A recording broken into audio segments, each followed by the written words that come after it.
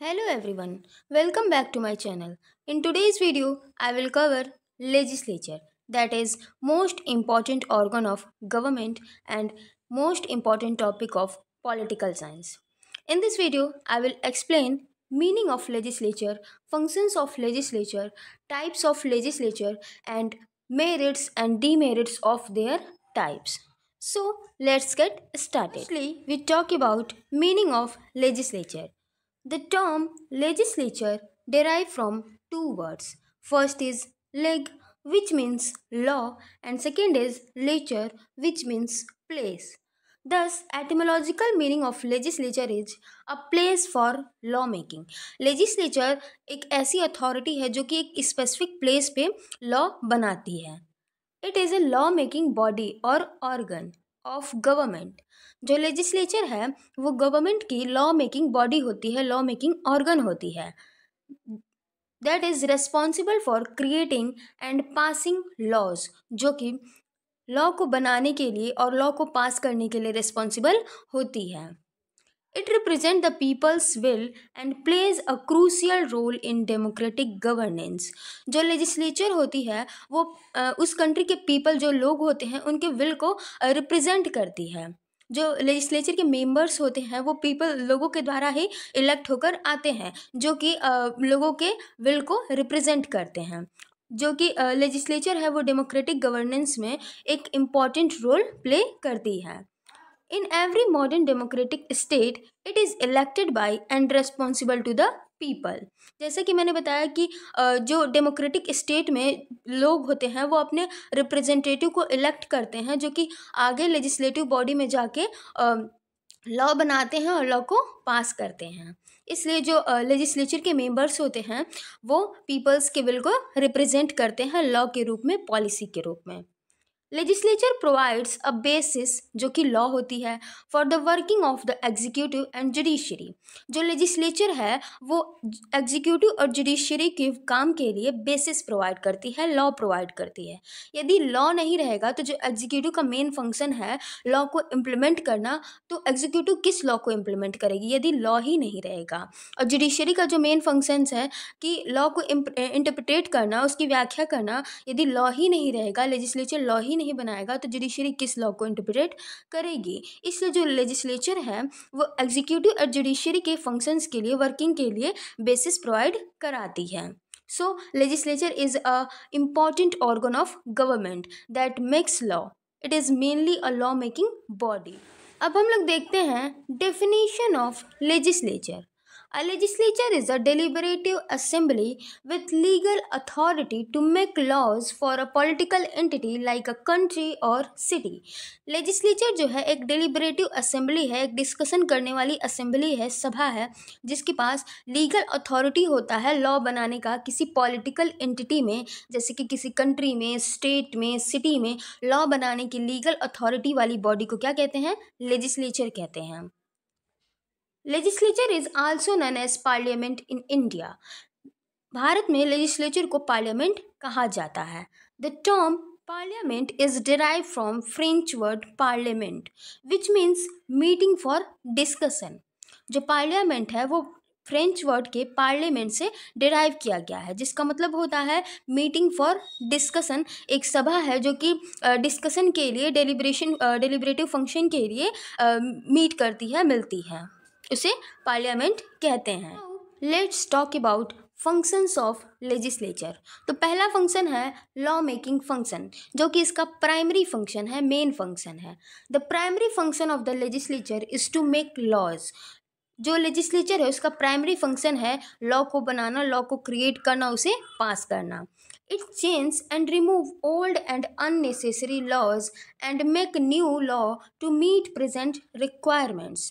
जो लेजिस्लेचर है वो पुराने और अननेसेसरी, जिनका कोई यूज़ नहीं होता है, उस लॉ को रिमूव कर देती है, रिपील कर देती है, और जो प्रेजेंट रिक्वायरमेंट है, प्रेजेंट सिचुएशन कंडीशन उस सोसाइटी के, उस कंट्री के प्रेजेंट कंडीशन के अकॉर्डिंग नए लॉ को बनाती है, ताकि वो प्रेजेंट जो रिक्वायरमेंट है, जो ज़रूरत है लॉ की, उसको फुलफिल किया जा सके।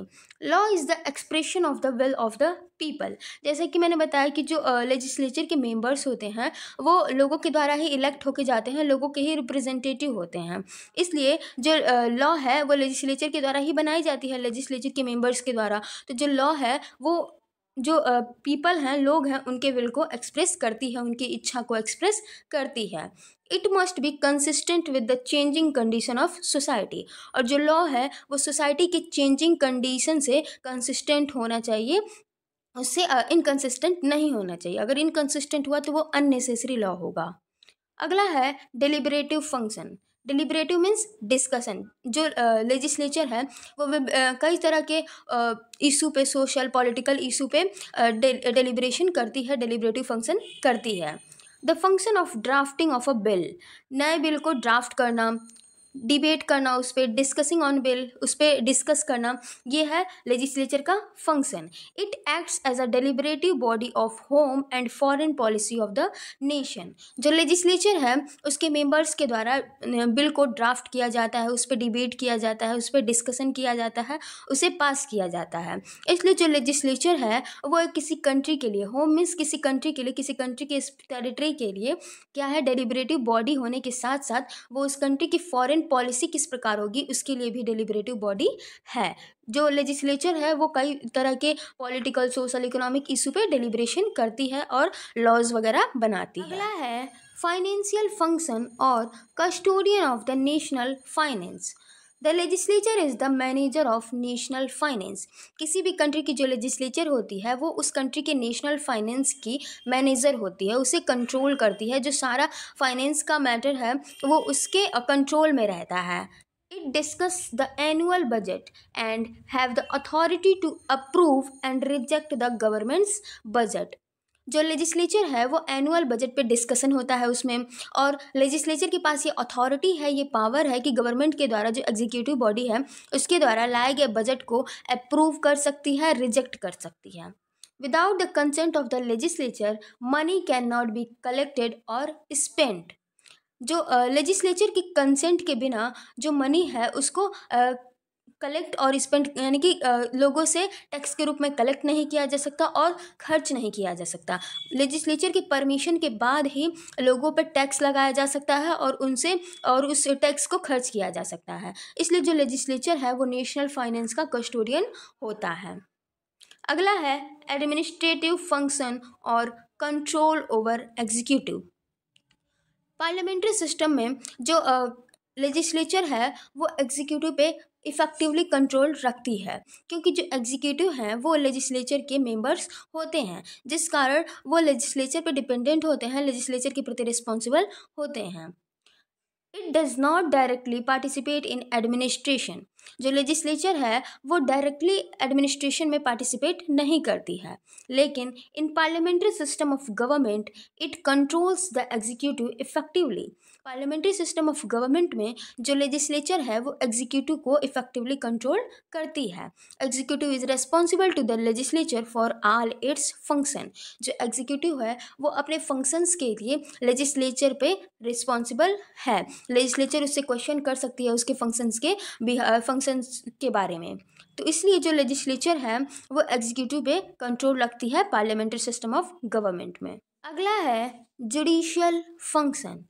सम of the legislature enjoy judicial power also. कुछ लेजिस्लेचर के पास जुडिशियल पावर भी होते हैं। The House of Lords in Britain is the highest court of appeal. Britain की जो हाउस ऑफ लॉर्ड्स है वो हाईएस्ट कोर्ट ऑफ अपील है।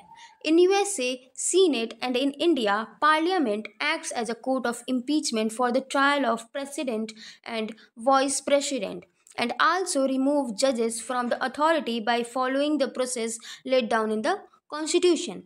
यूएसए यानी कि अमेरिका की जो सीनेट है और भारत की जो पार्लियामेंट है, जो लेजिस्लेटिव बॉडी है, उसके पास ये पावर है कि वो कोर्ट ऑफ इम्पीचमेंट के द्वारा, कोर्ट ऑफ इम्पीचमेंट के तहत जो प्रेसिडेंट है और वाइस प्रेसिडेंट है उनको उनके पोस्ट से रिमूव कर सकती है। इसके साथ साथ जो जज हैं उसको भी रिमूव करने का जो पावर है वो लेजिस्लेचर के पास है। जो इसका प्रोसेस होगा वो उस कंट्री के कॉन्स्टिट्यूशन में दिया गया होता है। जैसे कि भारत के कॉन्स्टिट्यूशन में ये है कि यदि कोई जज मिसबिहेवियर प्रूव्ड हो जाता है, इनएफिशिएंट प्रूव्ड हो जाता है, तो उसे उसके पद से रिमूव किया जा सकता है। इसी प्रकार जो कॉन्स्टिट्यूशन है किसी कंट्री की, उस कॉन्स्टिट्यूशन में दिया गया होता है कि किसी जज को किस तरीके से रिमूव किया जा सकता है लेजिस्लेटिव बॉडी के द्वारा। तो इस प्रकार जो लेजिस्लेचर है उसके पास जुडिशियल फंक्शन होते हैं। अगला है कॉन्स्टिट्यूएंट फंक्शन। ये भी एक इम्पॉर्टेंट फंक्शन है लेजिस्लेचर का। The legislature plays an important role in amending the constitution. Legislature के पास ये अथॉरिटी होती है, ये पावर होती है कि वो उस कंट्री के कॉन्स्टिट्यूशन को अमेंड कर सके चेंजिंग नीड्स के अकॉर्डिंग, सोसाइटी की चेंजिंग कंडीशन के अकॉर्डिंग कॉन्स्टिट्यूशन में अमेंड कर सके। ये लेजिस्लेचर के पास पावर होता है। अगला है electoral function. Legislature in some countries have the right to elect the executive by acting as a electoral college। कुछ कंट्री में लेजिस्लेचर के पास ये राइट होती है कि वो इलेक्टोरल कॉलेज के रूप में एक्ट कर सकें और एग्जीक्यूटिव को इलेक्ट कर सकें। For example, the member of both House of Indian Parliament and the state assemblies participate in the election of the President of India। जैसे कि इंडियन पार्लियामेंट के जो दोनों हाउस हैं, लोकसभा और राज्यसभा, और स्टेट असेंबली हैं, वो प्रेसिडेंट ऑफ इंडिया के इलेक्शन में इलेक्टोरल कॉलेज के रूप में पार्टिसिपेट करते हैं। द स्विस नेशनल असेंबली, जो कि स्विट्ज़रलैंड की लेजिस्लेटिव बॉडी है, इलेक्ट द फेडरल काउंसिल, जो कि स्विट्ज़रलैंड की कैबिनेट बॉडी को इलेक्ट करती है, and the federal tribunal, supreme court of Switzerland को इलेक्ट करने का काम स्विट्ज़रलैंड की स्विस नेशनल असेंबली, जो कि वहाँ की लेजिस्लेटिव बॉडी है, वो इलेक्ट कर सकती है। इस प्रकार जो लेजिस्लेचर है उसके पास इलेक्टोरल फंक्शन होते हैं कुछ कंट्रीज़ में। अब हम लोग देखते हैं टाइप्स, स्ट्रक्चर और कंपोजिशन ऑफ लेजिस्लेचर। तो पहला है unicameral legislature. The term uni means one and cameral means chamber or house. Thus, unicameral means one chamber or house. Unicameral legislature वो लेजिस्लेचर है जिसमें सिर्फ एक हाउस होती है, सिर्फ एक वन बॉडी ऑफ लेजिस्लेचर होता है। In unicameral legislature there are only one chamber और हाउस। यूनिकैमरल लेजिस्लेचर में सिर्फ लेजिस्लेटिव बॉडी के रूप में सिर्फ एक ही हाउस, एक ही चेंबर होता है जो लेजिस्लेटिव बॉडी के रूप में काम करता है। Unicameral legislature is in Greece, Turkey, Finland, Ethiopia, Portugal, New Zealand, Sweden and Denmark etc। इन सारी कंट्रीज़ में यूनिकैमरल लेजिस्लेचर का कॉन्सेप्ट है। अब हम लोग देखते हैं merits of unicameral legislature. Means एक सदनीय या फिर यूनिकैमरल लेजिस्लेचर के क्या क्या फ़ायदे हैं, इसको देखते हैं। तो पहला है लेस एक्सपेंसिव। जो यूनिकैमरल लेजिस्लेचर का कॉन्सेप्ट है वो लेस एक्सपेंसिव होता है, कम खर्चीला होता है। Less amount of money is spent towards it maintenance and payment of allowance to the legislator.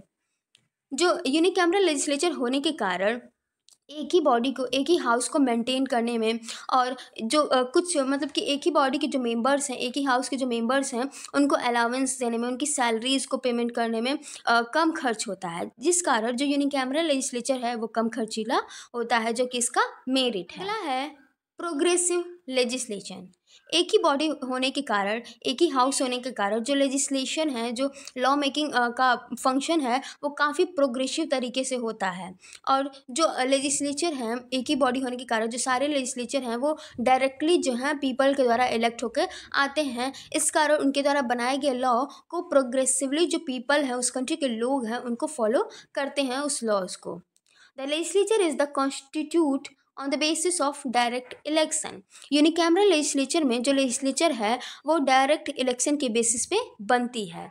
Its member reflect and represent public opinion. जो यूनिकैमरल लेजिस्लेचर की हाउस है वो जो पब्लिक ओपिनियन है उसको रिप्रेजेंट करते हैं। Hence, the laws enacted by them are obeyed by the people progressively. इसलिए जो उनके द्वारा लॉज बनाए जाते हैं वो उस कंट्री के लोगों के द्वारा फॉलो किए जाते हैं प्रोग्रेसिव तरीके से, क्योंकि जो लॉज हैं उनके रिप्रेजेंटेटिव के द्वारा ही बनाए गए होते हैं और उनके अकॉर्डिंग ही बनाए गए होते हैं। अगला है सिंपल स्ट्रक्चर। यूनिकैमरल लेजिस्लेचर होने के कारण जो लेजिस्लेटिव बॉडी का स्ट्रक्चर होता है वो सिंपल होता है। Since there is only one house, जैसे कि यूनिकैमरल लेजिस्लेशन में एक ही हाउस होता है, it is in simple form and structure. इसका जो फॉर्म है वो बिल्कुल सिंपल है, इसका स्ट्रक्चर बिल्कुल सिंपल है। तो ये भी एक मेरिट है यूनिकैमरल लेजिस्लेचर का। अगला है नो डुप्लीकेशन और repeat of work. There is no chance of duplication of work. जैसा कि लेजिस्लेचर में, यूनिकैमरल लेजिस्लेचर में सिर्फ एक ही बॉडी होती है, जिस कारण दूसरी बॉडी नहीं होती है, दूसरी हाउस नहीं होती है, जहाँ से जो लॉ बनाने का प्रोसेस है, जो लॉ बिल होता है, ड्राफ्ट होता है, उसको रीडिस्कशन के लिए भेजा जाता है। यदि वो हाउस ही नहीं रहेगी, दूसरी बॉडी ही नहीं रहेगी, तो डुप्लीकेशन का जो लॉ बनाने के प्रोसेस में रिपीटनेस का जो चांस है वो रहता ही नहीं है। इसलिए there is no chance of duplication of work. Once a bill is passed in this chamber there is no chance again for rediscussion. एक बार यूनिकैमरल लेजिस्लेचर के जो वन हाउस होता है वहाँ से बिल पास होने के बाद वो रीडिस्कशन के लिए नहीं आ सकती है। Every bill will be passed after thorough discussion at one time. जो सारे बिल होते हैं वो एक ही समय में थॉरो डिस्कशन मतलब कि गहरे डिस्कशन के बाद पास हो जाते हैं। इसलिए ये भी एक मेरिट है यूनिकैमरल लेजिस्लेचर का कि उसमें रिपीटनेस ऑफ वर्क नहीं होता है। अब हम लोग देखेंगे demerits of the unicameral legislature. तो पहला है हैस्टी लेजिस्लेशन। एक ही बॉडी होने के कारण जो लेजिस्लेशन का काम है, लॉ मेकिंग का काम है, वो काफ़ी हैस्टी, काफ़ी जल्दबाजी में हो जाते हैं, जो कि इसका एक डीमेरिट है। In the name of progressive ideals, जैसे कि इसका नाम है प्रोग्रेसिव आइडियल, जो कि प्रोग्रेसिव तरीके से लॉ को बनाती है, इसके ये इसका फ़ायदा नहीं है, क्योंकि ये थॉटलेस लॉ बन सकता है, हार्मफुल लॉ बन सकता है इस यूनिकैमरल लेजिस्लेचर के द्वारा, जो कि किसी भी कंट्री के लिए सही नहीं है। इसलिए हैस्टी लेजिस्लेशन यूनिकैमरल लेजिस्लेचर का एक डीमेरिट है। अगला है लीड्स फॉर लेजिस्लेटिव डिस्पोटिज्म। एक ही लेजिस्लेटिव बॉडी, एक ही लेजिस्लेटिव हाउस होने के कारण जो लेजिस्लेटिव बॉडी है उसके तानाशाही की तरफ जाने का खतरा होता है। Legislative despotism is possible particularly when it is under the control of a single political party having an overwhelming majority। जब उस वन चैम्बर में, वन हाउस वाले यूनिकैमरल लेजिस्लेचर बॉडी में यदि कोई सिंगल पॉलिटिकल पार्टी मेजॉरिटी के according rule करता है तो वो डिस्पोटिज्म की तरफ जा सकता है, तानाशाह की तरफ जा सकता है, जो कि यूनिकैमरल लेजिस्लेचर का एक डीमेरिट है कि एक ही बॉडी होने के कारण उस पर कोई प्रिवेंशन नहीं होगा, कोई रोक नहीं होगा, कोई कंट्रोल नहीं होगा, जिस कारण वो डिस्पोटिज्म की तरफ जा सकता है। No representation to minorities. Unicameral legislature का ये भी एक डीमेरिट है कि उस कंट्री में, जिस कंट्री में एक ही बॉडी होती है, एक ही हाउस होता है, वहाँ पे मेजॉरिटी के अकॉर्डिंग रिप्रेजेंटेटिव उस हाउस में जाते हैं। जो माइनॉरिटीज़ होती हैं वो माइनर मतलब कि कम मात्रा में होती हैं, जिस कारण उनका रिप्रेजेंटेशन उस हाउस में नहीं हो पाता है। इसलिए ये भी एक इसका डीमेरिट है कि माइनॉरिटीज़ का रिप्रेजेंटेशन नहीं होता है यूनिकैमरल लेजिस्लेचर में। In the unicameral legislature, representation is given in proportion of the population. Population के proportion के according ही representation होता है unicameral legislature में, जो कि majority यदि vote करेगी तभी उस मेजॉरिटी का रिप्रेजेंटेशन उस लेजिस्लेचर में हो सकेगा। माइनॉरिटी कम मात्रा में होती है, जिस कारण उनका रिप्रेजेंटेशन नहीं हो पाता है, which makes it difficult for the minorities, जो कि माइनॉरिटी के लिए एक डिफ़िकल्ट है, कठिनाई है कि वो माइनॉरिटी में रहते हैं, कम मात्रा में होते हैं और वो अपना रिप्रेजेंटेशन उस यूनिकैमरल लेजिस्लेचर में नहीं रख सकते हैं, नहीं रिप्रेजेंट कर पाते हैं। अब हम लोग देखते हैं बाईकैमरल लेजिस्लेचर, जो कि लेजिस्लेचर का दूसरा पार्ट है, दूसरा टाइप्स है। लेजिस्लेचर टू टाइप्स के होते हैं, bicameral and unicameral. Means legislature दो तरह के स्ट्रक्चर हो सकते हैं लेजिस्लेचर का, वन हाउस, एक हाउस वाला लेजिस्लेचर और टू हाउस वाला लेजिस्लेचर। तो अब हम लोग देखते हैं bicameral legislature. The term bi means two and cameral means chamber or house. Thus, bicameral legislature means two chamber or house. In bicameral legislature, the lower house is called the first house and the upper house is called the second house. जो lower house होता है bicameral legislature में, वो उस country के peoples को represent करता है। उसमें उस कंट्री के पीपल्स जो होते हैं उनके रिप्रेजेंटेटिव्स वर्क करते हैं, जबकि जो अपर हाउस होता है वो उस कंट्री के जो यूनिट्स हैं, उस कंट्री के जो स्टेट्स हैं उसको रिप्रेजेंट करता है। In USA, UK, India the concept of bicameral legislature, USA, UK और इंडिया में बाईकैमरल लेजिस्लेचर का कॉन्सेप्ट है। अब हम लोग देखते हैं मेरिट्स ऑफ बाईकैमरल लेजिस्लेचर। तो पहला है चेक ऑन हैस्टी लेजिस्लेशन। जो बाईकैमरल लेजिस्लेचर में जो सेकेंड बॉडी होती है, सेकेंड हाउस होता है, वो फर्स्ट बॉडी की, फर्स्ट हाउस के द्वारा जो हैस्टी लेजिस्लेशन, जो जल्दबाजी में लॉज बनाए जाते हैं उसको चेक करता है, प्रिवेंट करता है, कंट्रोल करता है। Bicameral legislature serves as check upon hasty, rash and ill-considered legislation. Bicameral legislature में टू हाउस होने के कारण जो बिल होते हैं लॉ के, उस पर थॉरोली डिस्कशन होता है दोनों हाउस के द्वारा। और यदि फर्स्ट हाउस जो है वो जल्दबाजी में कोई लॉज बनाना चाहती है तो सेकेंड हाउस उस पर चेक करती है, कंट्रोल करती है, उस पर थॉरोली डिस्कशन करती है और हैस्टी लेजिस्लेशन को प्रिवेंट करती है। अगला है prevents despotism of a single house. Single house, जैसे कि यूनिकैमरल लेजिस्लेचर में एक हाउस होने के नाते यदि उसमें मेजॉरिटी सिंगल पॉलिटिकल पार्टी का रूल होगा और मेजॉरिटी में वो रहेगी तो वो डिस्पोटिज्म की तरफ जा सकती है, जैसे कि हमने पहले पढ़ा। तो जो बाईकैमरल लेजिस्लेचर है उसमें जो सेकेंड बॉडी होती है वो सिंगल हाउस के डिस्पोटिज्म की तरफ जाने से रोकती है, प्रिवेंट करती है।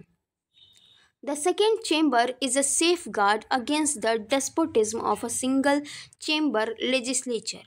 Each chamber acts as check on the other. जो बाईकैमरल लेजिस्लेचर का सेकेंड चेंबर होता है, सेकेंड हाउस होता है, वो सिंगल चेंबर के डिस्पोटिज्म की तरफ जाने से रोकती है, सेफगार्ड करती है, प्रिवेंट करती है। और जो बाईकैमरल लेजिस्लेचर की दोनों बॉडीज़ होती हैं, दोनों हाउस होते हैं, दोनों चेंबर होते हैं, वो एक दूसरे पे कंट्रोल रखते हैं, एक दूसरे को चेक एंड बैलेंस करते हैं। इस कारण जो बाईकैमरल लेजिस्लेचर है वो डिस्पोटिज्म की तरफ नहीं जा है। A relief on the lower chamber.